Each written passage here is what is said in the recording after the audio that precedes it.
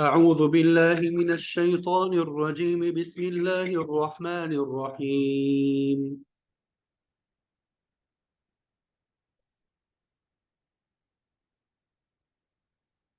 عفى الله عنك لم أذنت لهم حتى يتبين لك الذين صدقوا وتعلم الكاذبين.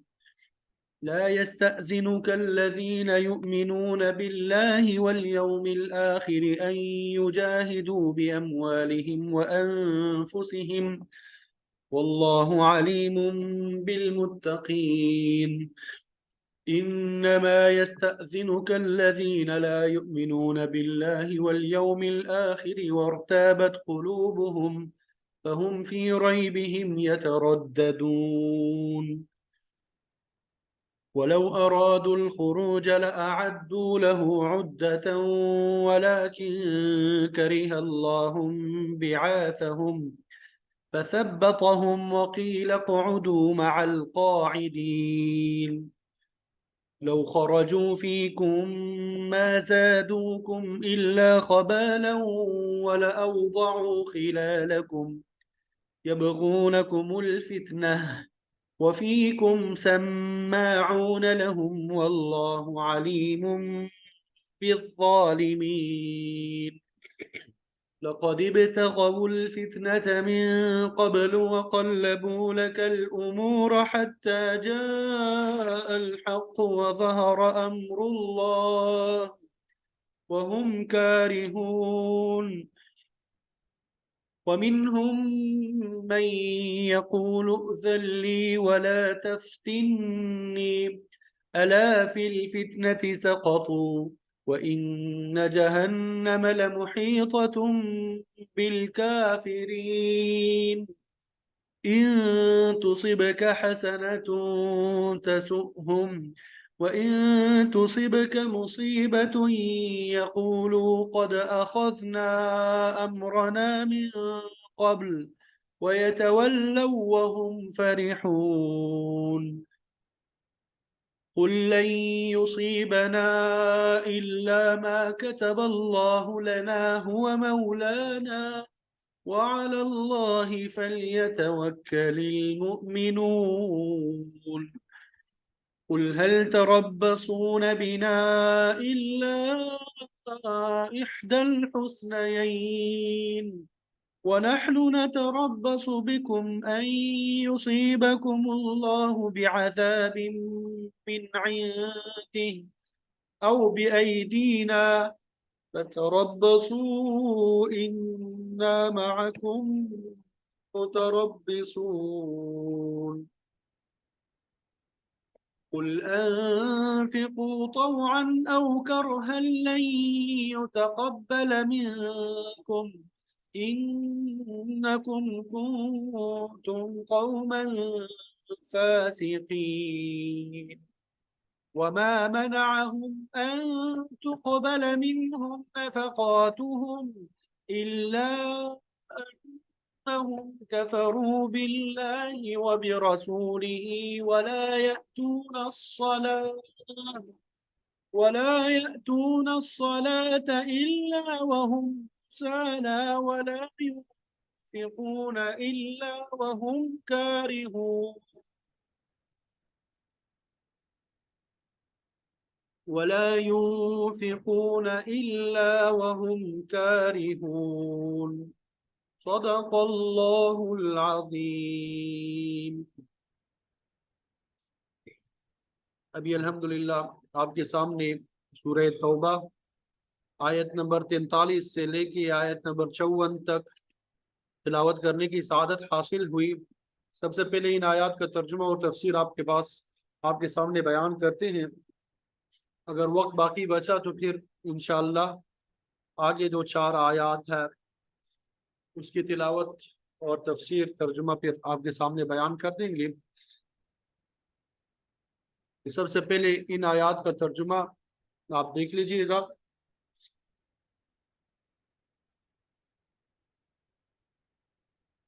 आफल्लाहु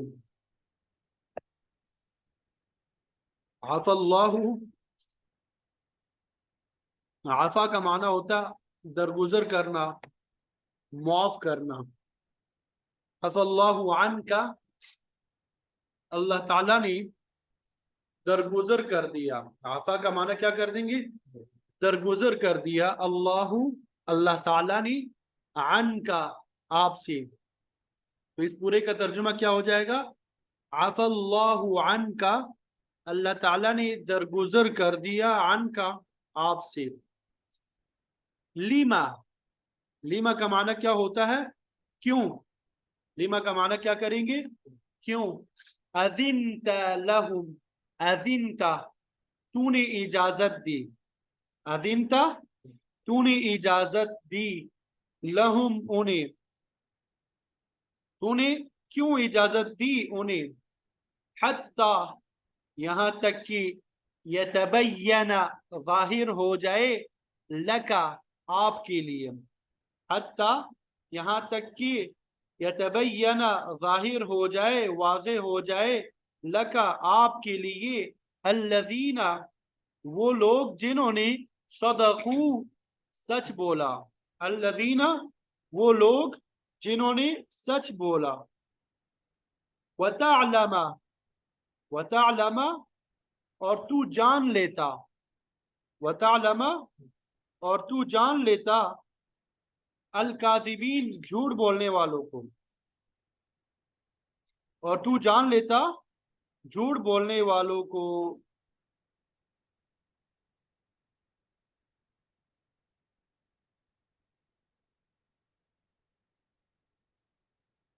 तो इस आयत का तर्जुमा ये हो गया, अफ़ल्लाहु अन्का लिमा अज़िनत लहुम, क्या पैगम्बर अलैहिस्सलातु वस्सलाम, अल्लाह ताला ने तुम्हें माफ कर दिया है, तुझसे दरगुजर फरमा दिया। लिमा अज़िनत लहुम हत्ता यतबय्यन लकल लज़ीना सदक़ू व तअलमल काज़िबीन, मगर तुमने उनको जिहाद में शरीक ना होने की वजह से इजाजत इससे पहले ही क्यों दे दी कि तुम पर यह बात खुल जाती कि कौन है जिन्होंने सच बोला है, और तुम झूठों को भी अच्छी तरह जान लेते। ये पहली आयत का तर्जुमा व मुहावरा आपके सामने बयान कर दिया। फिर आगे अगली आयत जो है, ला यस्तअज़िनुका, ला यस्तअज़िनुका, नहीं इजाजत कर तलब करते तुझसे। ला यस्तअज़िनुका, नहीं इजाजत तलब करते तुझसे। अल्लज़ीना, वो लोग जो युमिनूना, ईमान लाते हैं, बिल्लाहि, अल्लाह पर, वल यौमिल आखिरी, और आखिरत के दिन पर। युजाहिदू, ये के युजाहिदू, वो जिहाद करे, बिअमवालिहिम, अपने मालों के साथ, व अनफुसिहिम, और अपनी जानों के साथ, वल्लाहु, और अल्लाह ताला, अलीमुन, खूब जानने वाला है, बिलमुत्तकीन, डरने वालों को। यानी आपसे वो लोग इजाजत नहीं मांगते जो अल्लाह पे, आखिरत के दिन पे ईमान रखते हैं, कि वो अपने माल और जान से जिहाद करे, और अल्लाह मुत्तकियों को खूब जानता है। इन्नमा, वो तो सिर्फ, इन्नमा, वो तो सिर्फ, यस्तअज़िनु का, इजाजत तलब करते हैं, का, आपसे। यस्तअज़िनु, यस्तअज़िनु, इजाजत तलब करते हैं, का, आपसे। अल्लज़ीना, वो लोग जो, ला युमिनूना, ईमान नहीं लाते, बिल्लाहि, अल्लाह पर, वल यौमिल आखिरी, और आखिरत के दिन पर। वर्ताबत, और शक में पड़े हैं, कुलूबुहुम, उनके दिल, फहुम फी रैबिहिम यतरद्ददून,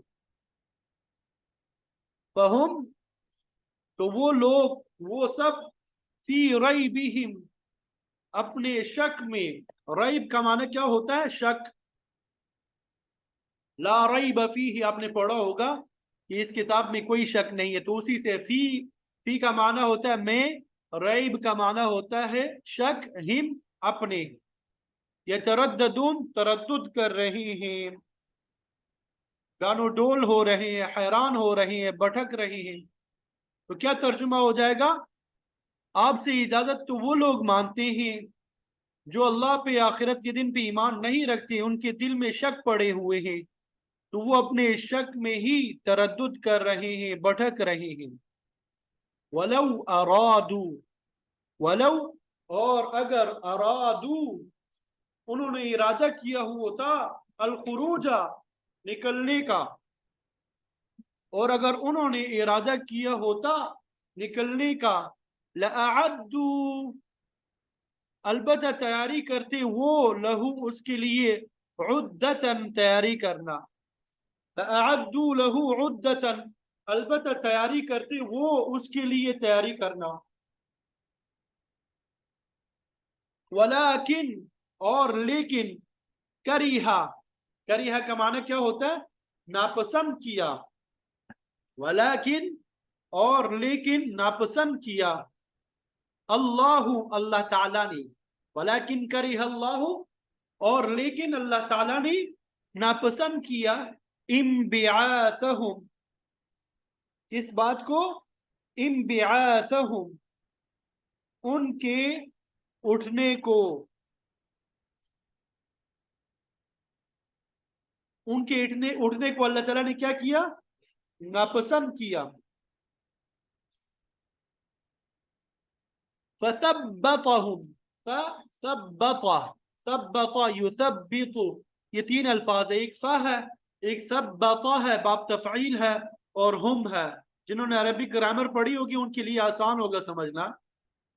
فثبتهم، فا کا معنی کریں گے تو، ثبت روک دیا، ثبت یثبت تثبیتا روک دیا، ہم انہیں تو روک دیا انہیں، وقیلا اور کہا گیا، اقعدو تم سب بیٹھے رہو، اقعدو تم سب بیٹھے رہو، یہ امر کا صیغہ ہے جمع مذکر، حکم دیا جا رہا ہے بیٹھنے کا کہ تم سب بیٹھے رہو، مع القاعدین، مع کا معنی ہوتا ہے ساتھ، القاعدین بیٹھنے والوں کے۔ تو کیا ترجمہ ہو گیا اس پوری آیت کا؟ وَلَوْ أَرَادُوا الْخُرُوجَ لَأَعَدُّوا لَهُ عُدَّةً، اور اگر ان کا ارادہ نکلنے کا ہوتا، لَأَعَدُّوا لَهُ عُدَّةً تو اس کے لیے انہوں نے کچھ نہ کچھ تیاری کی ہوتی، وَلَكِنْ كَرِهَ اللَّهُ انْبِعَاثَهُمْ فَثَبَّطَهُمْ لیکن اللہ تعالیٰ نے ان کا اٹھنا پسند ہی نہیں کیا، اس لیے انہیں سست پڑا رہنے دیا، اس لیے انہیں روک دیا، فثبتهم وقیل اقعدوا مع القاعدین اور کہہ دیا گیا، کہا گیا کہ جو اپاہج ہونے کی وجہ سے بیٹھے ہیں ان کے ساتھ تم بھی بیٹھے رہو، یعنی جہاد میں جو معذور افراد نہیں جا سکتے وہ گھر میں بیٹھے رہیں گے، تو ان منافقوں کو بھی کہا گیا تم بھی ان کے ساتھ بیٹھے رہو۔ لو خرجوا اگر، خرجو وہ سب نکلتے، فعل ماضی کا صیغہ ہے جمع مذکر غائب، فیکم تمہارے درمیان، لو خرجو اگر وہ سب نکلتے، فیکم تمہارے درمیان یعنی تمہارے ساتھ، ما زادوکم، ما زادو، ما زادو یہ ایک جملہ ہے، نہ اضافہ کرتے، ما زادو یہاں پہ ما کا معنی ہوتا ہے نہیں، ما زادو نہ اضافہ کرتے، کم تم میں، ما زادوکم نہیں اضافہ کرتے تم میں، الا مگر، خبالا نقصان کا، یعنی اگر وہ تمہارے درمیان ہو کے نکلتے تو سوائے نقصان کے تمہارے لیے کسی چیز کا اضافہ نہ کرتے۔ وَلَأَوْزَعُوا خِلَالَكُمْ، اچھا یہاں پہ دیکھیں لکھا ہوا لا اوزعوا، لام کے بعد الف بھی ہے اور الف کے اوپر چھوٹا سا دائرہ لکھا ہوا ہے، تو اس دائرے کا مطلب یہ ہے کہ اس لا کو آپ نے نہیں پڑھنا، اس لا کو، لا یعنی الف کو نہیں پڑھنا، آپ نے لا اوزعوا نہیں پڑھنا، آپ نے اس کو پڑھنا ہے لا اوزعوا۔ پہلے بھی آپ کو بتا چکا ہوں کہ قرآن مجید کا جو رسم ہے، رسم سے مراد جو ہمیں لکھا ہوا نظر آتا ہے یہ کیا ہے؟ توقیفی ہے، اس کو کہتے ہیں رسم مصحف عثمانی، یہ آیت اگر آپ کو نظر آ رہا ہے دیکھیں، لا اوزعو، اس کو پڑھنا کیسے چاہیے؟ لا اوزعو، لیکن اس کو پڑھتے کیسے؟ لا اوزعو۔ اس کو کیسے لکھا جائے گا کہ میں ذرا لکھ کے بتاتا ہوں تاکہ واضح ہو جائے۔ پڑھتے ہم اس طرح لا اوزعو، ٹھیک ہے، یہ سائڈ میں نے لکھ دیا لا اوزعو، لیکن لکھا کیسے جاتا ہے؟ لا اوزعو۔ تو یہ قرآن مجید میں کہا، کہیں پر بھی آپ کو کچھ مقامات ہے جہاں پہ یہ سرکل لکھا ہوتا ہے، دائرہ بنا ہوتا ہے الف پہ، تو اس الف کو نہیں پڑھا جاتا۔ تو چونکہ رسم مصحف عثمانی میں یہ الف لکھا ہوا ہے، اس لیے یہاں پہ بھی لکھا گیا ہے۔ تو لأوزعو، اور البتہ گھوڑے دوڑاتے، لام کے اوپر جو زبر ہے اس کو کہتے ہیں لام تاکید کے لیے۔ یہ سائڈ پہ میں نے لکھا ہے، سائڈ پہ یہاں پہ پتہ نہیں نظر آ رہا ہے کہ نہیں آپ کو۔ لأوزعو، اور البتہ گھوڑے دوڑاتے، خلالکم، تمہارے درمیان۔ اگر لا ہم کریں، لا کا معنی ہوتا ہے نہیں، تو یہ لام تاکید کے لیے ہے، لام نافیہ نہیں ہے۔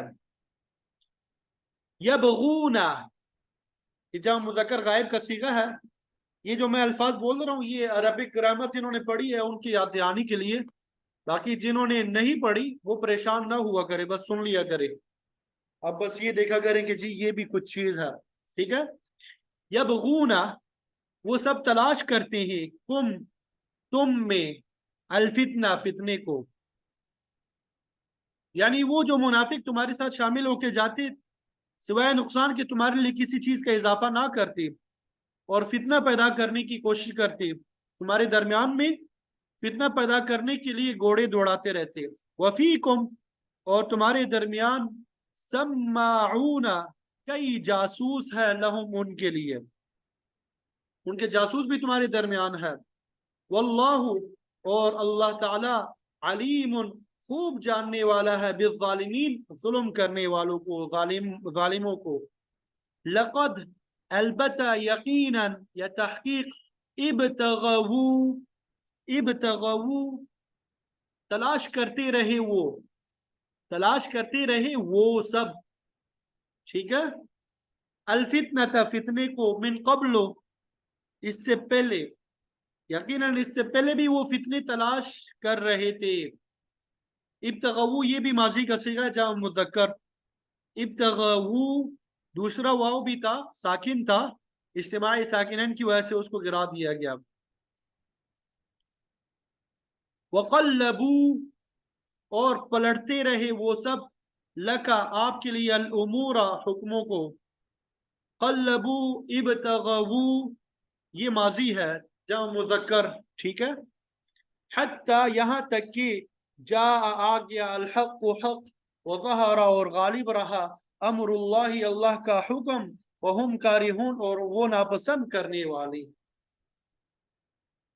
ومنہم، اور ان میں سے بعض، ومنہم، اور ان میں سے بعض، من، وہ ہے، یقول، جو کہتی ہیں یا جو کہتا ہے، اذن لی، اذن، ایذن، یا ایذن، اجازت دیجئے، لی، مجھے، ولا تفتنی، اور فتنے میں مت ڈالیے، نی، مجھے، الا، خبردار، فی الفتنتی، فتنے میں، سقطوا، وہ پڑ چکے ہیں، گر چکے ہیں۔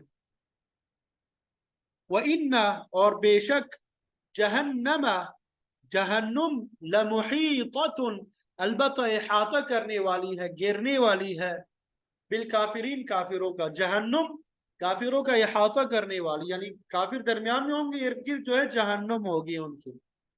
ان تصب کا حسنۃ، ان تصب کا، یہ کیمرے آن نہ کیا کرے براہ مہربانی، یہ کیمرے آف رکھا کریں، ایک منٹ۔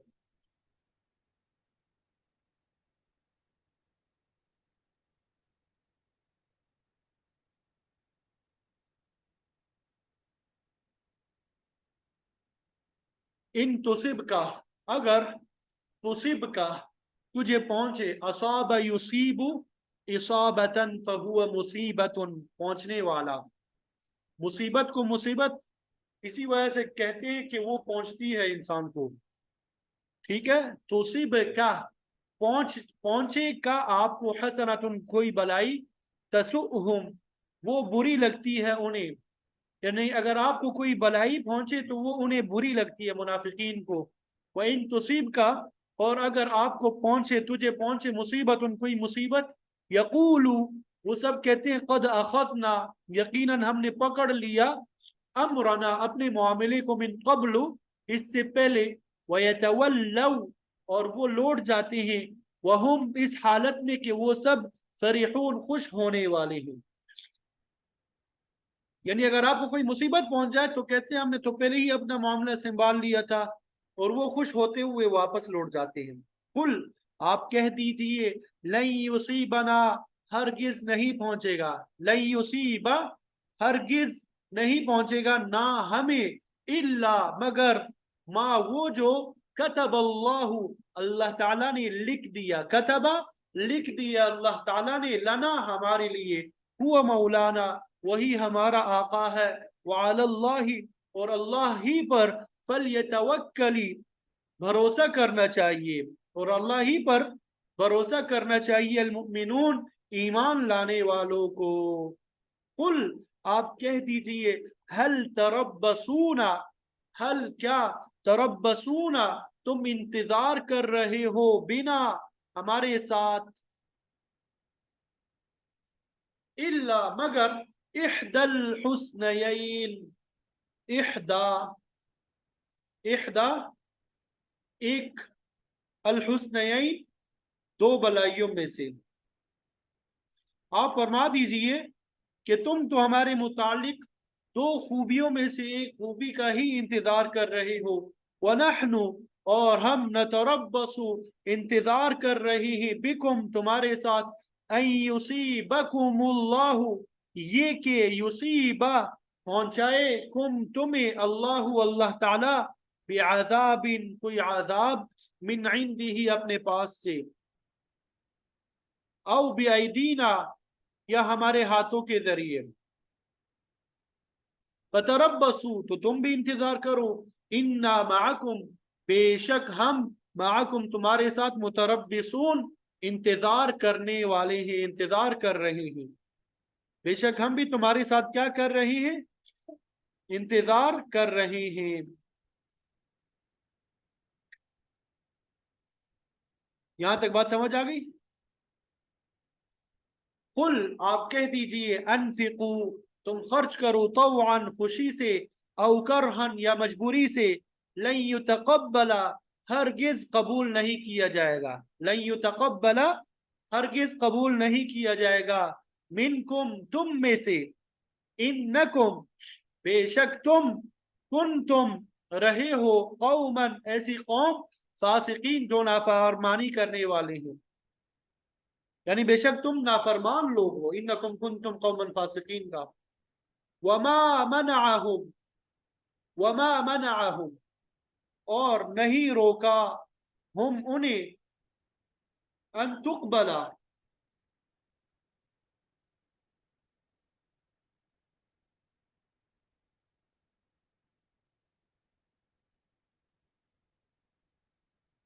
وما منعہم اور نہیں روکا انہیں، ان یہ کہ تقبلا قبول کیے جائے، منہم ان سے، نفقاتہم ان کے خرچے، الا مگر، انہم یہ کہ بے شک وہ، کفروا انہوں نے کفر کیا اللہ کے ساتھ، وبرسولہ اور اللہ کے اس کے پیغمبر کے ساتھ، ولا یأتون اور وہ نہیں آتے، الصلاۃ نماز کو، یعنی نماز ادا نہیں کرتے، نماز کے لیے نہیں آتے، الا مگر، وہم کسالى کہ وہ ہوتے ہیں کسالى سستی کرنے والے، ولا ينفقون اور وہ خرچ نہیں کرتے، الا مگر، وہم کارہون ناپسند کرنے والے، یعنی خرچ کرتی ہیں ناگواری کے ساتھ۔ تو یہ ان آیات کا ترجمہ ہے جو آپ کے سامنے بیان کر دیا۔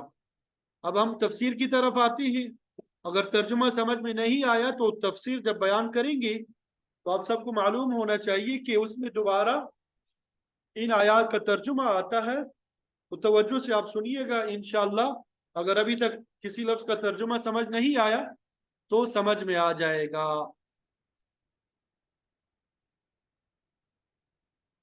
تو آپ کو معلوم ہے کہ سب سے پہلے ربط بیان کرتے ہیں، لنک بیان کرتے ہیں کل کے سبق کے ساتھ۔ تو غزوہ تبوک کا سلسلہ جاری ہے، غزوہ تبوک کے بارے میں پڑھ رہے ہیں۔ پہلے اللہ تعالیٰ نے جہاد کی ترغیب دی، پھر اہل ایمان کو خبردار کیا کہ جہاد میں سستی نہ دکھائے بلکہ ہر حالت میں جہاد میں شریک ہو، اور پھر جہاد کی حکمت بیان کی کہ اس سے مقصود اللہ تعالیٰ کی کلمے کی بلندی ہے۔ ایمان والوں کو جہاد ہی کی وجہ سے عزت نصیب ہوتی ہے۔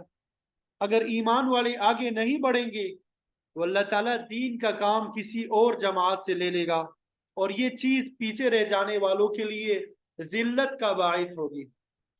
اور پھر اللہ تعالیٰ نے منافقین کا حال بیان کیا کہ جہاں انہیں کوئی مفاد نظر آتا ہے وہاں آپ صلی اللہ علیہ وسلم کے ساتھ چل پڑتے ہیں، اور جہاں کوئی مشقت طلب کام ہوتا ہے وہاں جانے سے گریز کرتے ہیں۔ غزوہ تبوک کا سفر بھی چونکہ بہت ہی لمبا تھا، گرمی کا موسم تھا، قحط سالی کا زمانہ تھا، تو منافقین نے اس سفر سے حد الامکان گریز کیا، اجتناب کیا کہ اس سفر میں نہ جائے، تو اللہ تعالیٰ نے ان کی مذمت بیان فرمائی۔ تو یہ سلسلہ آخر تک چلے گا۔ گزشتہ سبق میں، کل کے سبق میں ہم نے پڑھا ہے کہ منافقین نے کئی حیلے بہانے بنائے، کہنے لگے اگر سامان قریب ہوتا، سفر درمیانہ ہوتا تو ہم ضرور جہاد میں شامل ہوتے۔ بعض نے کئی قسم کی مجبوریاں ظاہر کی اور غزوہ تبوک میں شریک ہونے سے معذرت کر لی، تو اس پر آپ صلی اللہ علیہ وسلم نے ان کے عذر کو قبول کرتے ہوئے ان سے درگزر فرمایا۔ اگرچہ آپ نے یہ کوئی غلط کام نہیں کیا تھا لیکن یہ پسندیدہ بھی نہیں تھا، اس لیے اللہ تعالیٰ نے نہایت ہی لطیف انداز سے آپ صلی اللہ علیہ وسلم کو تنبیہ فرمائی اور فرما دیا عفا اللہ عنکا، اللہ تعالیٰ نے آپ کو معاف فرمایا، اللہ تعالیٰ آپ کو معاف فرمائے، اللہ تعالیٰ آپ کو کیا کرے؟ معاف فرمائے، آپ سے درگزر فرمائے۔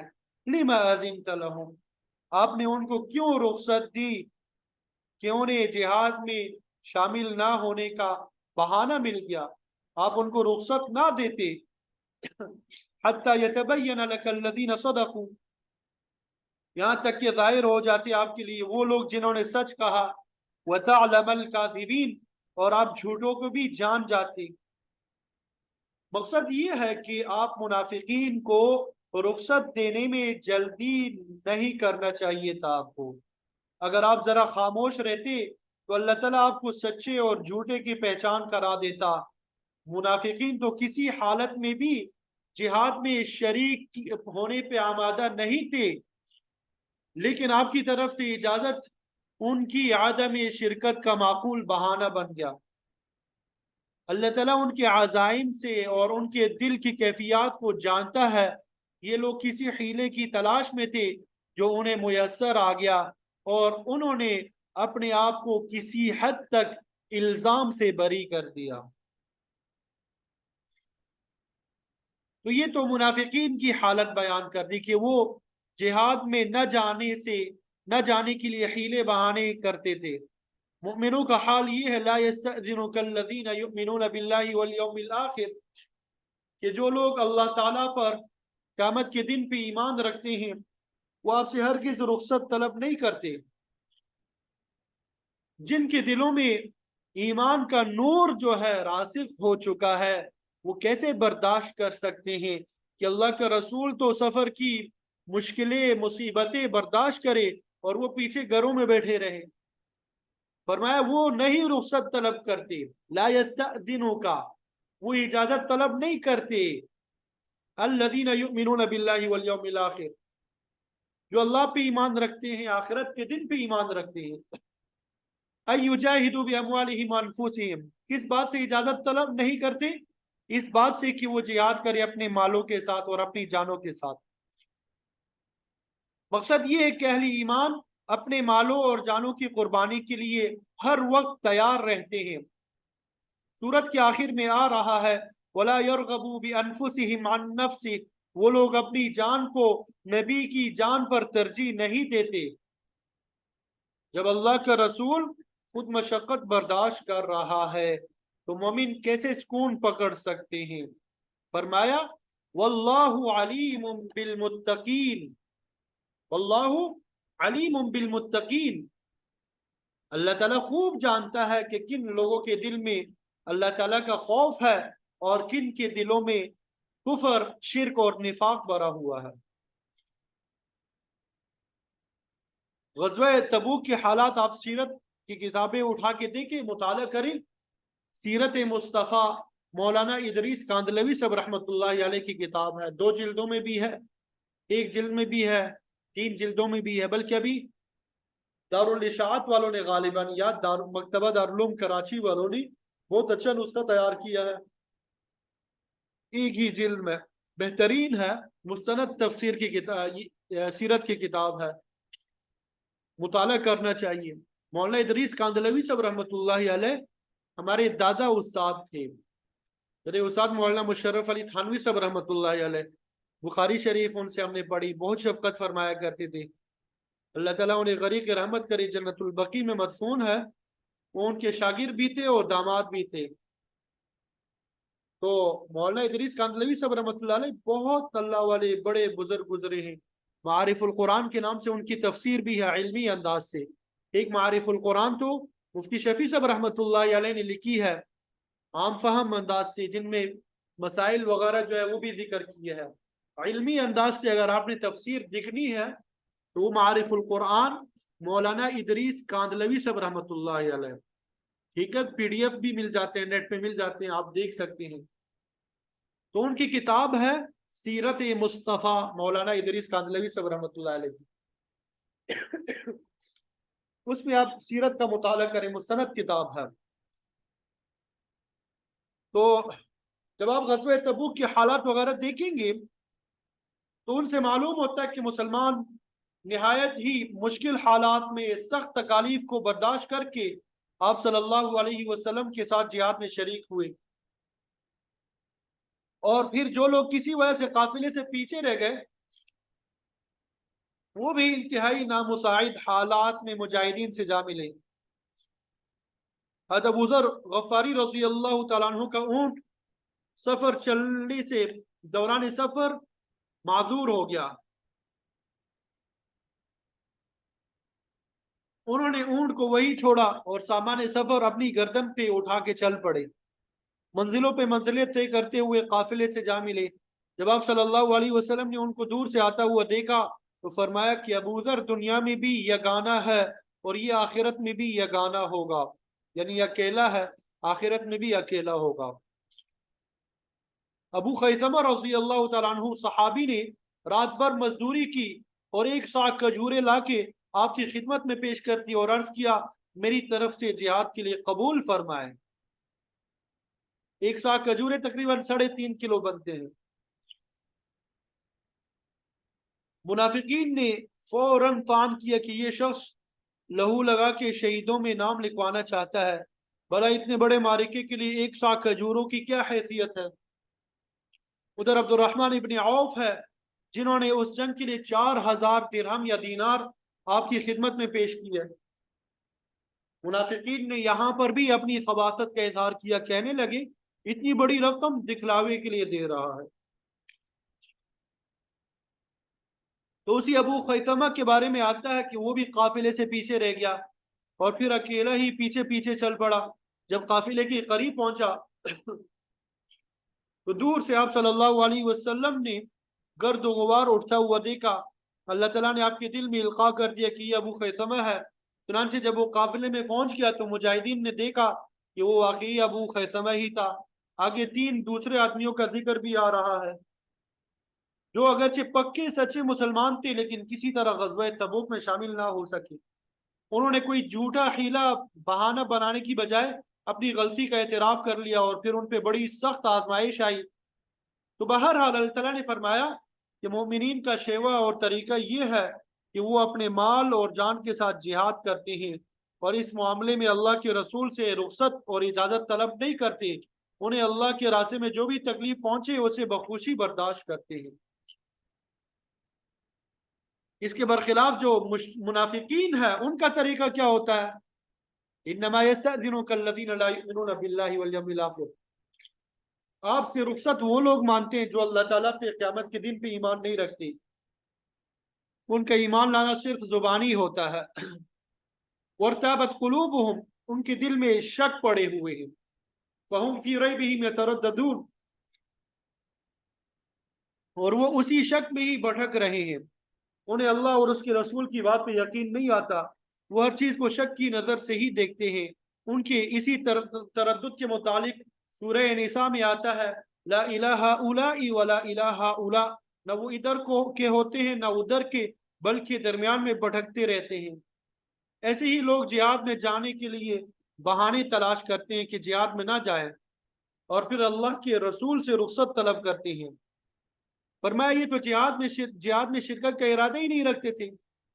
وَلَوْ أَرَادُوا الْخُرُوجَ لَأَعَدُّوا لَهُ عُدَّةً، اگر یہ جہاد میں جانے کا ارادہ رکھتے تو سامان تیار کر لیتے۔ مقصد یہ کہ آپ صلی اللہ علیہ وسلم نے روانگی سے کئی ماہ پہلے تیاری کا حکم دے دیا تھا۔ اگر یہ لوگ صرف کے دل سے جہاد میں حصہ لینا چاہتے تو سفر کی تیاری کرتے، سواری کا انتظام کرتے، ہتھیار لیتے، خوراک کا بندوبست کرتے، لیکن یہ تو جانا ہی نہیں چاہتے تھے، جھوٹے حیلے بہانوں کی تلاش میں تھے۔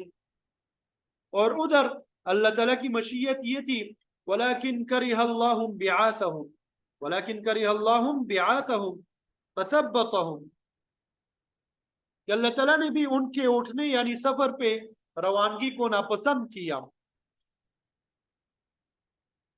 یعنی اللہ تعالیٰ ان کے باطنی عزائم سے بخوبی واقف تھا، یہ لوگ دل سے تو جانا نہیں چاہتے۔ فَثَبَّطَهُمْ، تو اللہ تعالیٰ نے انہیں بھی سست بنا دیا، ان پہ سستی طاری کر دی کہ وہ جہاد میں شریک ہونے کی ہمت ہی نہ پاتے تھے، یعنی اللہ تعالیٰ نے ان کو کم ہمت بنا دیا۔ اللہ تعالیٰ نے انہیں کیا کر دیا؟ انہیں کم ہمت بنا دیا۔ ارتابت اور ریب دونوں کا معنی ہوتا ہے شک، ٹھیک ہے؟ ارتابت یہ اصل میں جنہوں نے عربی گرامر پڑھی ہے ابواب وہاں پہ ہے، ریب جو ہے مصدر ہے ثلاثی کا، اور ارتابت باب افتعال سے ماضی کا صیغہ واحد مؤنث غائب، ٹھیک ہے؟ اس میں بھی اصل جو روٹس لیٹر جنہیں کہا جاتا ہے، مادہ جنہوں کہا جاتا ہے را یا با ہے، ٹھیک ہے؟ دونوں کا معنی ایک ہے۔ البتہ ارتابت میں چونکہ زیادہ حروف ہے تو عربی کا قاعدہ ہے کہ اگر حروف زیادہ ہو تو زیادہ معنی پہ دلالت کرتا ہے، مطلب ان کے دل شک میں پڑے ہوئے تھے بہت زیادہ۔ وَقِيلَ قُعُودُوا مَعَ الْقَاعِدِينَ، اور کہا گیا ان سے کہ تم بیٹھنے والوں کے ساتھ ہی بیٹھے رہو، تم جیسے بزدل آدمیوں کی ضرورت نہیں ہے۔ ظاہر ہے کہ پیچھے رہ جانے والے کمزور، ضعیف، معذور، نابینا عورتیں اور بچے تھے، تو فرمایا تم بھی ان کے ساتھ گھروں میں بیٹھے رہو، تمہارا جنگ میں جانا فائدہ مند ثابت نہیں ہوگا، کیونکہ لو خرجوا فیکم، اگر یہ لوگ آپ کے ساتھ جہاد کے لیے نکلتے، ما زادوکم الا خبالا، تو نہ زیادہ کرتے تمہارے لیے مگر خرابی۔ مقصد یہ کہ اگر یہ بادل ناخواستہ آپ کے ساتھ چل بھی پڑتے تو آپ کے لیے مشکلات میں اضافے کا باعث بنتے، تو ان کا نہ جانا ہی بہتر ہے۔ وَلَأَوْزَعُوا، اور اس کے ساتھ ساتھ وَلَأَوْزَعُوا خِلَالَكُمْ، دوڑاتے تمہارے درمیان گھوڑے اور اونٹ۔ ایزاح عین کے ساتھ جو ہے گھوڑے اور اونٹ کو تیز دوڑانے کو کہتے ہیں، گھوڑے اور اونٹ کو تیز دوڑانا، مگر محاورے کے طور پہ اس سے مراد یہ لی جاتی ہے کہ ادھر کی بات ادھر اور ادھر کی ادھر کی جائے، جس سے فتنہ اور فساد کا بازار گرم ہو۔ تو یہ لفظ غیبت اور چغل خوری پہ بھی محمول کیا جاتا ہے۔ مقصد یہ ہے کہ اگر یہ لوگ تمہارے ساتھ چلتے جہاد کے لیے تو ایک خرابی میں اضافہ کرتے، اور دوسرا ایک دوسرے کے ساتھ لگائی بجائی کی باتیں کر کے دشمنی، کینہ اور نفرت پیدا کرتے، اور اس طرح لشکر اسلام کو فائدے کی بجائے نقصان کا احتمال ہوتا۔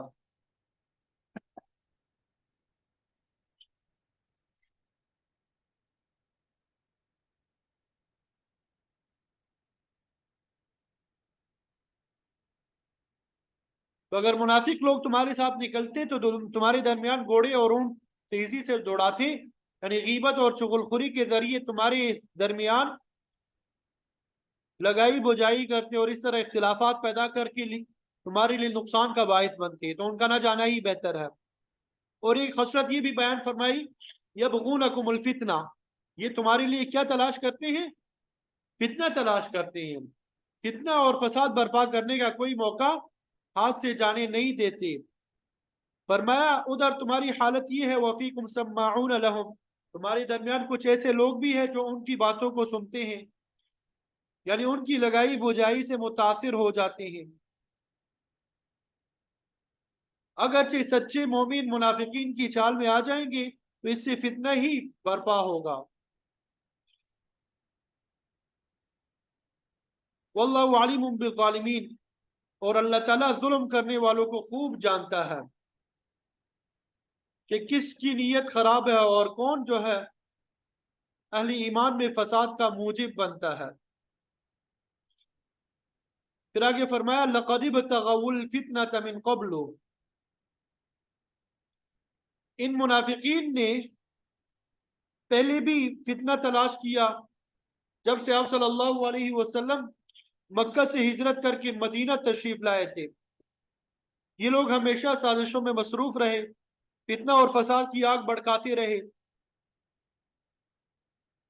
کبھی یہودیوں کے ساتھ مل کر اہل ایمان کے خلاف سازش کی، اور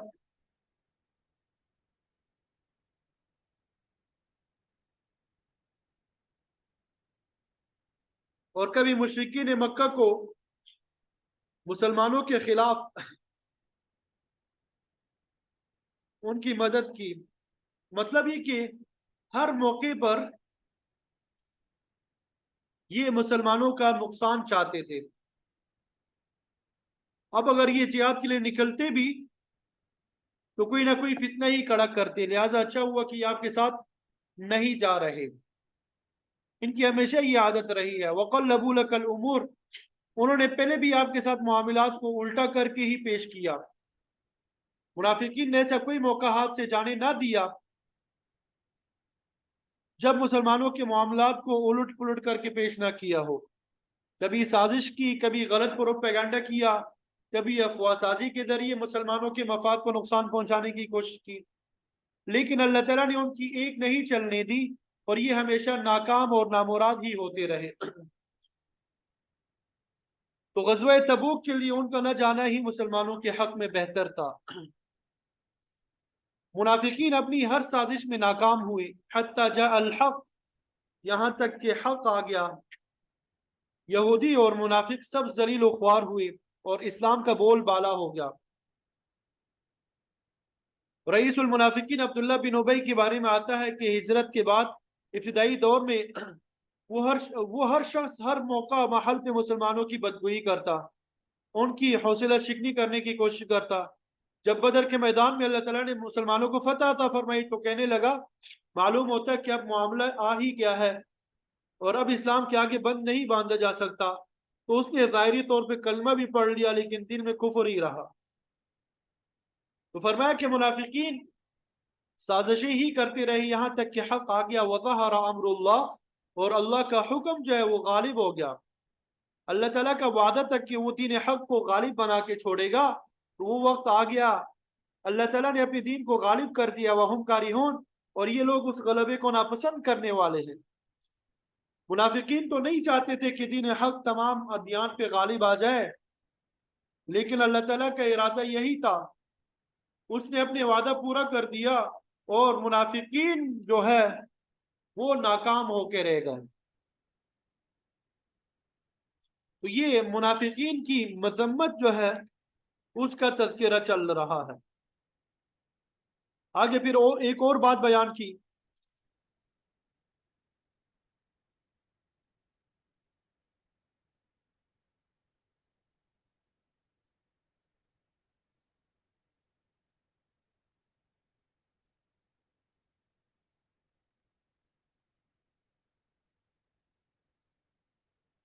اللہ اکبر کبیرہ والحمد للہ کثیرہ۔ ومنهم من يقول ائذن لي ولا تفتنني،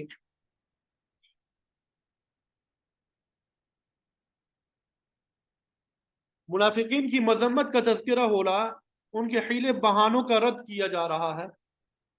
اب بعض نمایاں منافقین کا حال جو ہے وہ خصوصی طور پہ بیان کیا۔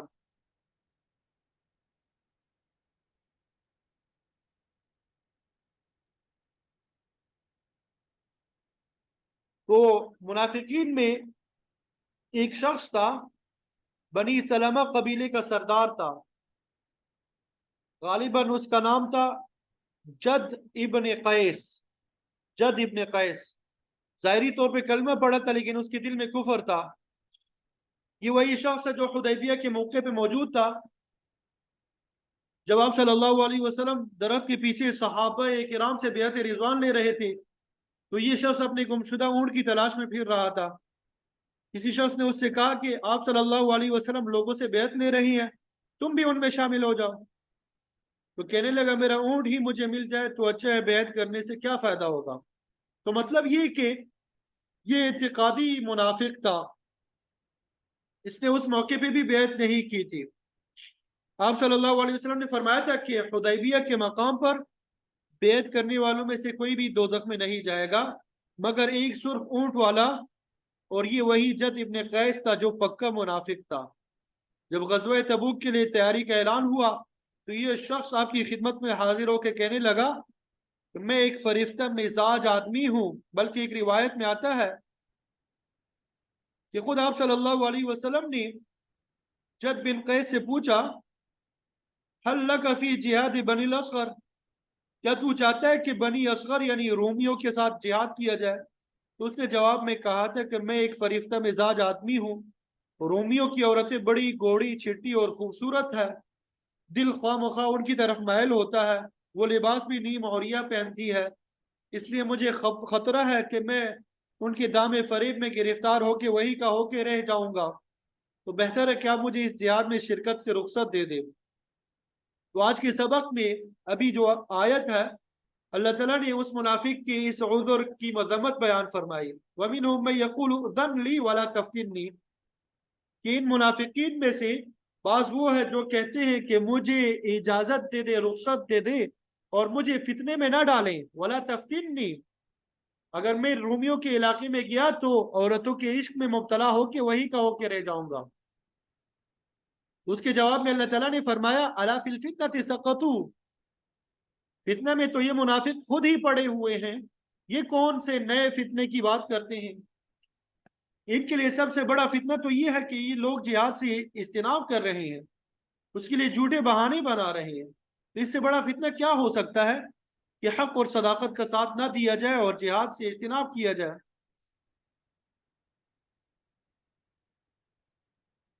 اہل تحقیق فرماتے ہیں کہ انسان کے حق میں سب سے بڑی فضیلت یہ ہے کہ وہ حق کو پہچان لے،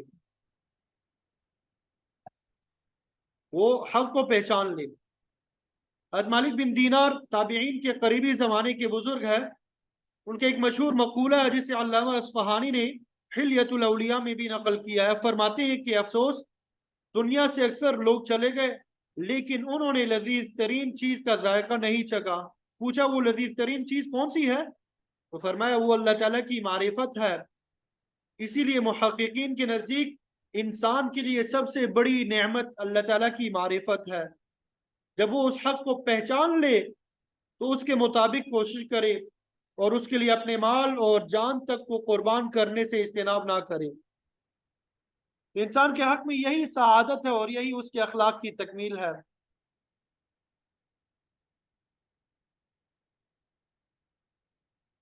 تو فرمایا کہ بعض لوگ جھوٹے بہانے بناتے ہیں کہ جہاد میں جا کے عورتوں کے فتنے میں مبتلا ہو جائیں گے۔ ایسے لوگ بدنیت ہے، ان کا یہ بہانہ ہی ظاہر کر رہا ہے کہ وہ اس سے کئی بڑے فتنے میں مبتلا ہو چکے ہیں۔ وَإِنَّ جَهَنَّمَ لَمُحِيطَةٌ بِالْكَافِرِينَ، اور بے شک جہنم کافروں کا احاطہ کرنے والی ہے۔ جو جھوٹے بہانے بناتے ہیں ان کا ٹھکانہ جہنم ہے، وہی انہیں سمیٹ لے گی۔ اس کی وجہ یہ ہے کہ ان لوگوں کے نظریات درست نہیں ہے، ان کی فکر غلط ہے، یہ نہ تو حق کو پہچانتے ہیں اور نہ اس کے لیے قربانی کے لیے تیار ہوتے ہیں اور نہ ہی حق کو اپنانے کی کوشش کرتے ہیں۔ اس کی وجہ ان تصبک حسنۃ تسؤہم، اگر تمہیں کوئی خوبی پہنچے تو ان کو ناگوار گزرتی ہے، کہیں فتح حاصل ہو جائے، مال مل جائے، کوئی کامیابی حاصل ہو جائے تو منافقین کے لیے بڑی تکلیف دہ ہوتی ہے، ان کو بری لگتی ہے۔ وَإِن تُصِبْكَ مُصِيبَةٌ، اور اگر آپ کو کوئی تکلیف پہنچ جائے، کوئی نقصان ہو جائے یا شکست ہو جائے، يَقُولُوا قَدْ أَخَذْنَا أَمْرَنَا مِنْ قَبْلُ، تو منافق کہتے ہیں ہم نے تو پہلے ہی اپنا معاملہ سنبھال لیا تھا، ہم نے اچھا کیا جو مسلمانوں کے ساتھ شریک نہ ہوئے، ورنہ ہم بھی ان کے ساتھ مصیبت میں گرفتار ہو جاتے۔ ان کے فاسد نظریات کی یہی دلیل ہے کہ ہر اچھے کام میں تو مسلمانوں کے ساتھ شامل ہونا چاہتے ہیں، اور جہاں کوئی تکلیف پہنچے وہاں علیحدگی اختیار کرتے ہیں۔ تو ایسی صورت میں وَيَتَوَلَّوْا وَهُمْ فَرِحُونَ، وہ اس حال میں پھرتے ہیں کہ وہ خوشیاں منانے والے ہوتے ہیں، یعنی مسلمانوں کی تکلیف پر انہیں خوشی حاصل ہوتی ہے۔ تو فرمایا قل، اے پیغمبر آپ ان لوگوں سے کہہ دیں لن یصیبنا الا ما كتب اللہ لنا، ہمیں کوئی چیز نہیں پہنچتی مگر وہی جو اللہ نے ہمارے لیے مقدر میں لکھ دی ہے، تکلیف یا راحت، شکست یا کامیابی سب اللہ تعالیٰ کی طرف سے ہے۔ ہم اس کے فیصلے کو تسلیم کرتے ہیں، اس کے حکم کے بغیر ہمیں کوئی چیز نہیں پہنچ سکتی۔ وہ مولانا، وہی ہمارا آقا ہے۔ وعلی اللہ فلیتوکل المؤمنون، اور ایمان والوں کو چاہیے کہ صرف اسی پہ اعتماد کرے، بھروسہ کرے۔ صدمے اور مصیبت کے اثرات کو کم کرنے کے لیے یہ بہت بڑا ہتھیار ہے۔ جو کوئی جس قدر اللہ تعالیٰ کی ذات پہ بھروسہ کرے گا وہ تکلیف سے اسی قدر کم متاثر ہوگا۔ مومن جب اللہ تعالیٰ کو اپنا کارساز بنا لیتا ہے، آقا بنا لیتا ہے، تو پھر بڑی سی بڑی تکلیف بھی محسوس نہیں ہوتی۔ اسی لیے یہاں پہ یہ سبق دیا گیا کہ تکلیف کے وقت آپ یہ فرما دیں کہ ہمیں تو وہی کچھ پہنچے گا جو اللہ تعالیٰ نے ہمارے مقدر میں کر دیا، لہذا ہم کسی مصیبت کی وجہ سے بددل نہیں ہوتے۔ پھر آگے فرما دیا قل، اے پیغمبر آپ ان سے یہ بھی کہتے هل تربصون بنا الا احدى الحسنيين، کہ تم انتظار نہیں کرتے ہمارے بارے میں مگر دو نیکیوں میں سے ایک، ہمارے لیے فتح یا شکست، اور راحت یا تکلیف، ہر بات میں نیکی ہے۔ اگر فتح ہو گئی، زندہ رہے تو مال بھی مل گیا، غازی بھی بنے، اور اگر شکست ہو گئی، مارے گئے تو شہادت بھی نصیب ہو گئی، دنیا میں ناکامی بھی ہمارے لیے، آخرت میں دائمی راحت کا باعث ہوگی۔ تو جو بھی صورتحال ہو، ہمیں دو میں سے ایک نیکی تو بہرحال حاصل ہو جاتی ہے۔ اے منافقین، تم ہماری شکست کے انتظار میں ہو، لیکن ہمارے لیے یہ بھی بلائی ہے، کیونکہ اس طرح ہمارے لیے آخرت کی کامیابی یقینی ہو جاتی ہے۔ تو جس چیز کو تم ہمارے حق میں تکلیف دہ سمجھ رہے ہو، ہمیں اس سے کوئی خطرہ نہیں ہے، کیونکہ ہمارے لیے اس میں بھی بلائی ہے۔ پھر آگے فرمایا تم ہمارے بارے میں نہیں انتظار کرتے مگر دو خوبیوں میں سے ایک خوبی کا، وَنَحْنُ نَتَرَبَّصُ بِكُمْ أَن يُصِيبَكُمُ اللَّهُ بِعَذَابٍ مِّنْ عِنْدِهِ، اور ہم بھی تمہارے بارے میں منتظر ہے کہ دو چیزوں میں سے ایک ضرور ہوگی۔ پہلی بات یہ کہ اللہ تعالیٰ کی طرف سے تمہیں سزا دی جائے گی، اللہ تعالیٰ تم پہ کوئی مصیبت ڈال دے گا، تم براہ راست اس کی گرفت میں آ جاؤ گے، او بِأَيْدِينَا، یا ہمارے ہاتھوں سے اللہ تعالیٰ تمہیں سزا میں مبتلا کرے گا، تمہاری ذلت اور رسوائی خود ہمارے ہاتھوں سے بھی واقع ہو سکتی ہے۔ آگے اسی صورت میں آ رہا ہے یا ایھا النبی جاہد الکفار والمنافقین واغلظ علیہم، اے نبی علیہ السلام ان کافروں اور منافقوں کے ساتھ جہاد کرے، ان پہ سختی کرے۔ منافقوں کے ساتھ زبانی طور پہ سختی کرنے کا حکم دیا گیا ہے، ان کی خرابیوں کو لوگوں کے سامنے ظاہر کر کے انہیں ذلیل و خوار کیا جائے، اس معاملے میں ان کے ساتھ رعایت نہ رکھی جائے۔ اور پھر آگے فرمائے فتربصوا، تم بھی انتظار کرو، انا معکم متربصون، بے شک ہم بھی تمہارے ساتھ انتظار کرنے والے ہیں۔ اور پھر دیکھیں گے کہ کیا صورت پیش آتی ہے۔ اللہ تعالیٰ یا تو خود تمہیں سزا دے گا یا پھر ہمارے ہاتھوں سے تمہیں تکلیف پہنچے گی، تم مغلوب ہو جاؤ گے اور سخت رسوا ہوگے۔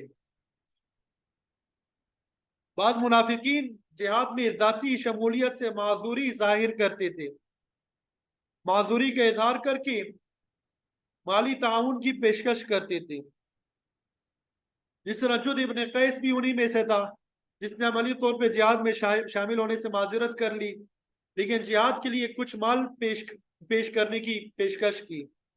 اللہ تعالیٰ نے اسے قبول نہ فرمایا اور فرمایا قل اے پیغمبر آپ کہہ دیجئے انفقوا طوعا او کرہا، تم خوشی سے خرچ کرو یا ناخوشی سے، لن یتقبل منکم انکم کنتم قوما فاسقین، تم سے یہ مال ہرگز قبول نہیں کیا جائے گا، بے شک تم ایسے لوگ ہو جو نافرمانی کرنے والے ہو۔ چونکہ تمہارے نظریات صحیح نہیں، یہ فاسد ہے، اور انفاق فی سبیل اللہ، اللہ کے راستے میں خرچ کرنا اس وقت مقبول ہوگا جب فکر صحیح ہوگی۔ جہاد مال اور جان دونوں ذرائع سے لازمی ہے۔ اگر ذاتی طور پہ عدم شرکت سے جان بچانا چاہتے ہیں تو پھر ان کا مال بھی قابل قبول نہیں ہے۔ یہ لوگ ظاہری طور پہ کلمہ پڑھتے ہیں مگر ان کے دلوں میں ابھی تک کفر راسخ ہے۔ فرمایا جہاد تو بڑی اعلیٰ، عرفہ اور پاک چیز ہے جس کے لیے ناپاک مال قبول نہیں کیا جا سکتا۔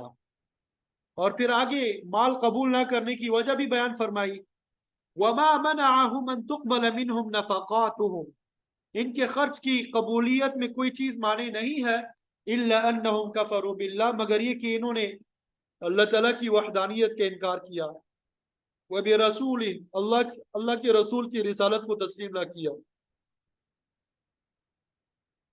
تو جب تک کوئی توحید اور رسالت کو صحیح معنی میں تسلیم نہ کرے وہ اسلام کے دائرے میں داخل نہیں ہو سکتا، تو ایسے شخص کی طرف سے مال کیسے قبول کیا جا سکتا ہے؟ مال کی قبولیت کے لیے ایمان کا ہونا شرط ہے۔ ان الذین آمنوا وعملوا الصالحات کے الفاظ کئی صورتوں میں آئے ہیں۔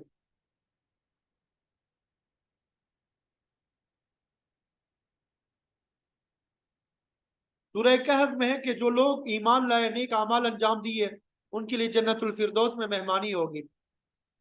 سورہ بروج میں ہے کہ ایسے لوگوں کے لیے باغات ہوں گے جن کے نیچے نہریں بہتی ہوں گی، اور یہ بہت بڑی کامیابی ہے۔ سورہ بینہ میں ایمان لانے والوں اور نیک اعمال کرنے والوں کے متعلق فرمایا کہ وہ بہترین مخلوق ہے۔ سورہ نساء میں ہم نے پڑھا وَمَن يَعْمَلْ مِنَ الصَّالِحَاتِ مِن ذَكَرٍ أَوْ أُنثَىٰ وَهُوَ مُؤْمِنٌ، کہ مرد اور عورتوں میں سے جو بھی کوئی نیکی کرے بشرطے کہ وہ ایماندار ہو تو ایسے لوگ جنت میں داخل ہوں گے۔ مطلب یہ کہ اگر کوئی شخص بڑی دولت خرچ کر کے رفاہ عامہ کا بڑے سے بڑا کام کرتا ہے لیکن ایمان سے خالی ہے تو اس کی کوئی چیز اللہ تعالیٰ کے ہاں قبول نہیں ہوگی۔ ہر نیکی کے لیے ایمان شرط اولین ہے، کیونکہ منافق لوگ یہ شرط پوری نہیں کرتے، وہ اللہ کی وحدانیت، اس کے رسول کی رسالت پہ دل سے ایمان نہیں رکھتے، تو ان کی طرف سے کتنا بڑا مال بھی ہو قابل قبول نہیں ہوگا۔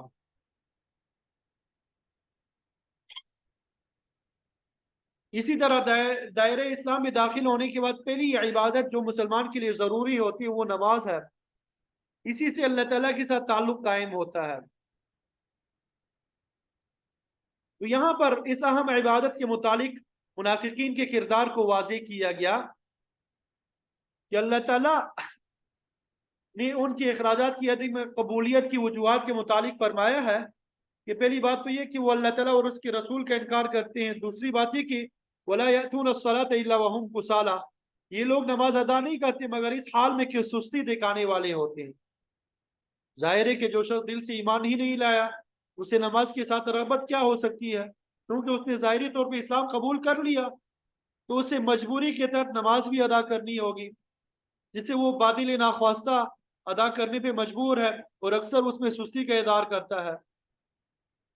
تو ایسے ہی لوگوں کے متعلق سورہ ماعون میں فرمایا گیا وعید موجود ہے فویل للمصلین الذین هم عن صلاتهم ساہون، ایسے نمازیوں کے لیے خرابی ہے جو نماز سے غافل رہتے ہیں، یعنی جو نماز کی ادائیگی میں سستی دکھاتے ہیں۔ سستی کا مطلب یہی ہے کہ جب اسے اللہ تعالیٰ کی معرفت ہی حاصل نہیں ہوئی تو وہ کیا نماز ادا کرے گا، وہ تو لوگوں کو دکھانے کے لیے وقت بے وقت چار ٹکرے مارے گا۔ تو نماز میں سستی کرنے کو منافقین کی علامت شمار کیا گیا ہے۔ ایمان والوں کو تو نماز میں راحت اور سکون ملتی ہے، وہ تو مستعدی دکھاتے ہیں، تکالیف برداشت کرتے ہیں، تو عدم قبولیت کی تیسری وجہ یہ بیان کی ولا ينفقون الا وهم کارہون کہ وہ خرچ نہیں کرتے لیکن بادل ناخواستہ، ان کا دل نہیں چاہتا لیکن مجبوراً یا دکھاوی کے طور پہ کچھ نہ کچھ خرچ کرتے ہیں۔ وہ اس اعتراض سے بھی بچنا چاہتے ہیں کہ فلاں آدمی نہ خود جہاد میں شریک ہوا نہ مالی طور پہ معاونت کی۔ تو منافقوں کی یہ صفت بھی بیان کی گئی کہ وہ زکوٰۃ کو تاوان سمجھتے ہیں، صدقہ اور خیرات کو بوجھ خیال کرتے ہیں، لیکن اس کے برخلاف اگر کوئی رسم و رواج یا بدعت کا کام ہو بڑا دل کھول کے خرچ کرتے ہیں، فضولیات کی بات ہو تو خرچ کرنے میں بڑے مستعد ہوتے ہیں۔ ان حالات میں ان کی طرف سے دیا ہوا مال کیسے قبول کیا جائے؟ اس کے بعد پھر منافقوں کی حیثیت کے بارے میں ذکر ہوگا۔ اس دنیا میں منافقین کی امارت کو، ان کی آسودگی کو دیکھ کر بعض آدمیوں کو دھوکہ ہوتا ہے کہ اگر منافق اتنے ہی برے ہیں کہ انہیں اس دنیا میں اتنا ساز و سامان اور عیش و آرام کیوں میسر ہے؟ تو اگلی آیات میں اللہ تعالیٰ انہی باتوں کو واضح فرما دیں گے انشاءاللہ۔ اللہ تعالیٰ نے موقع دیا تو آئندہ پیر کو پھر صفحہ نمبر آیت نمبر 55 جو ہے سورہ توبہ کی، وہاں سے آغاز کریں گے۔ اللہ تعالیٰ مجھے آپ کو عمل کرنے کی توفیق عطا فرمائے، قرآن مجید تلاوت کرنے، قرآن مجید کے احکامات پہ عمل کرنے اور قرآن مجید کا ایک دوسرے کو سمجھانے سکھانے کی توفیق عطا فرمائے۔ وآخر دعوانا ان الحمد للہ رب العالمین۔